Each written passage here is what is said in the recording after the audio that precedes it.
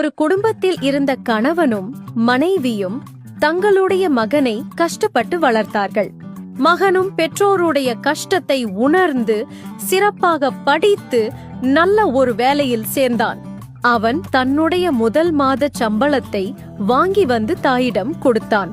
அதற்கு அவனுடைய தாய், இத்தனை நாளும் உன்னை கஷ்டப்பட்டு வளர்த்து ஆளாக்கி எல்லா செலவையும் செய்த உன் தந்தையிடம் போய் சம்பளத்தை கொடு. முடியாது என்று மறுத்துவிட்டான்.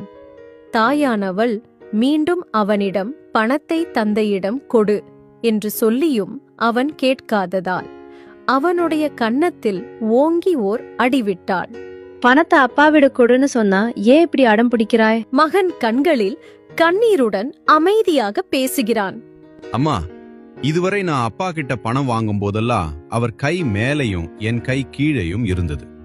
ஆனா இப்போ நான் சம்பாதிச்ச பணத்தை அவர்கிட்ட கொடுத்தா அவர் கை கீழையும் என் கை மேலையும் இருக்கும்.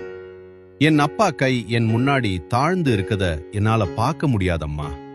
அதான் வேணான்னு சொன்னேன். உள்ளே இருந்து இதை கேட்டுக்கொண்டிருந்த தந்தை ஓடி வந்து மகனை கண்ணீருடன் கட்டிப்பிடித்து முத்தமிடுகிறார்.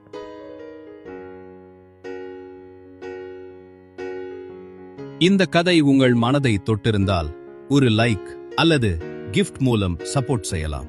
நன்றி.